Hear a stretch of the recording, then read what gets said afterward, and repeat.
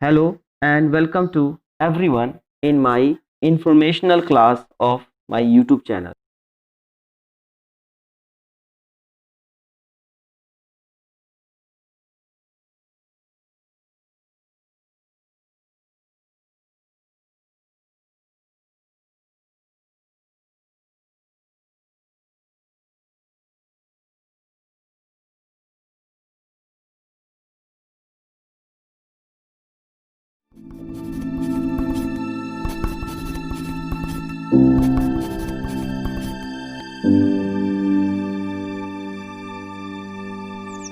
मेरे हुजरे में नहीं और कहीं पर रख दो। आसमां लाए हो, ले आओ, जमीन पर रख दो।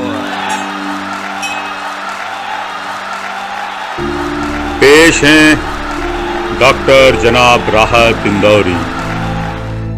खाब, दवा, जहर, जाम, क्या क्या है, मैं आ गया हूं, बता इंतजाम क्या क्या है।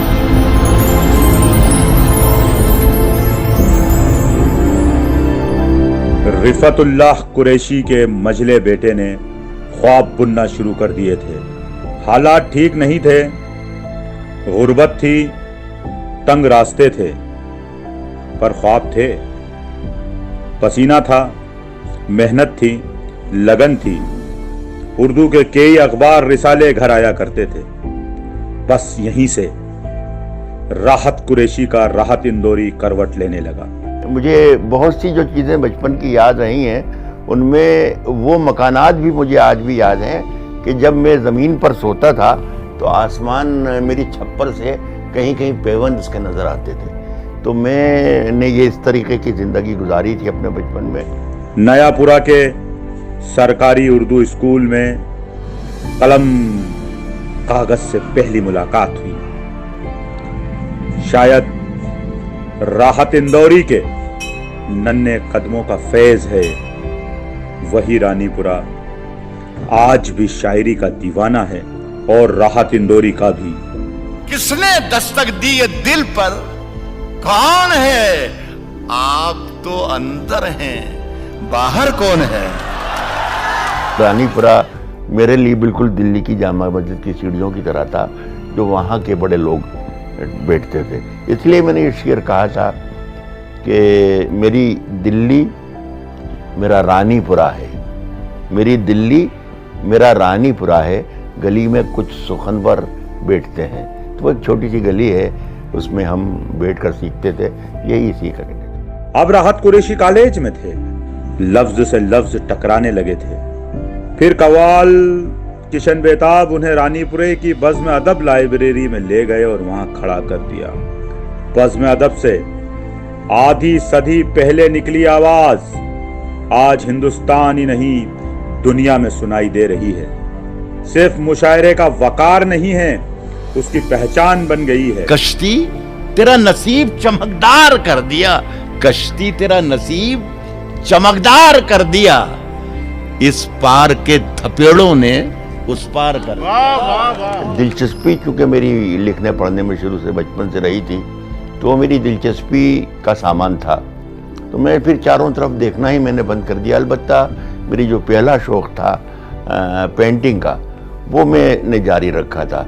पेंटिंग कमर्शियल करता था, मेरा बिजनेस बन चुका था उस ज़माने में।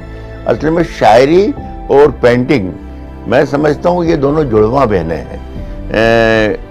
किसी की एक लाइन है कि हर आदमी में होते हैं 10-20 आदमी, तो मेरे अंदर भी वो दोनों एक साथ पल रहे थे और एक साथ परवरिश पा रहे थे। तो ये दोनों एक साथ पल रहे थे और ये दोनों बरसों तक साथ रहे और बड़ा समझौता रहा, बड़ा कॉम्बिनेशन रहा, कोई लड़ाई झगड़ा नहीं हुआ। लेकिन अचानक मुझे ऐसा लगा जैसे शायर ने ऐलान कर दिया कि मैं हूँ, अकेला मैं हूँ, और इस जिस्म पर, इस दिमाग पर, इस सोच पर सिर्फ मेरा हक है। देवास के उस मुशायरे से शुरुआत हुई जिसकी सिफारिश उनकी माँ मकबूल बी ने की थी। जिसकी सिफारिश माँ कर देती है उसे किसी और सिफारिश की जरूरत नहीं पड़ती। वहाँ पर उस वक्त के हिंदुस्तान के जो टॉपर्स थे, बड़े शायर थे, वहाँ मैंने उनके बीच ये मुशायरा पढ़ा। उस ज़माने में मेरे परिचय में, मेरे तारुफ में सिर्फ इतना कहा कि लीजिए सुनिए जनाबे राहत को। से पूछो क्या गजल मांगती है कितना लहू, सब समझते हैं ये धंधा बड़े आराम का है।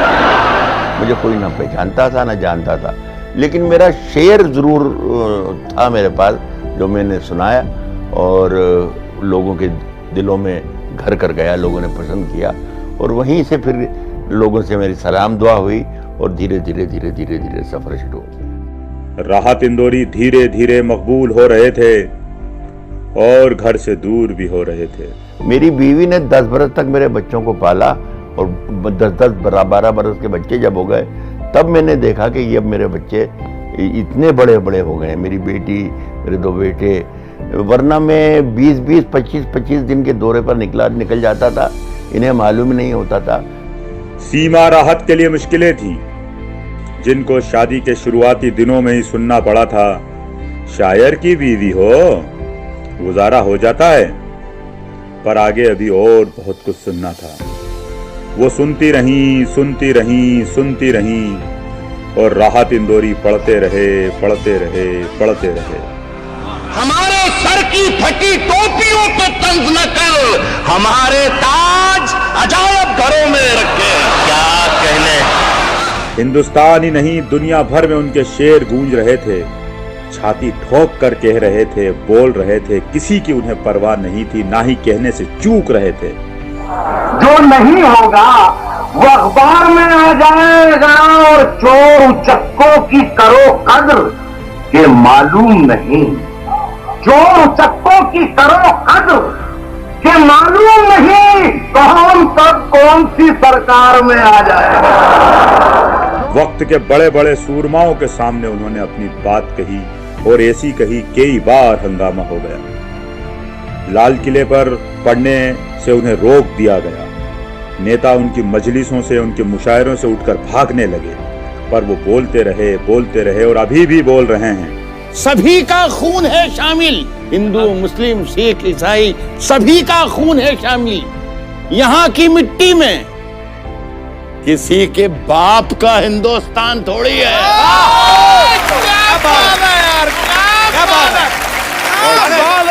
ये वो आवाज है जो हिंदुस्तान की आवाज है, जो कह रही है राहत इंदौरी जिंदाबाद, राहत इंदौरी जिंदाबाद, राहत इंदौरी जिंदाबाद। अब क्या है कि हम अपनी जान के दुश्मन को अपनी जान कहते हैं। मोहब्बत की इसी मिट्टी को हिंदुस्तान कहते हैं। बहुत अच्छे।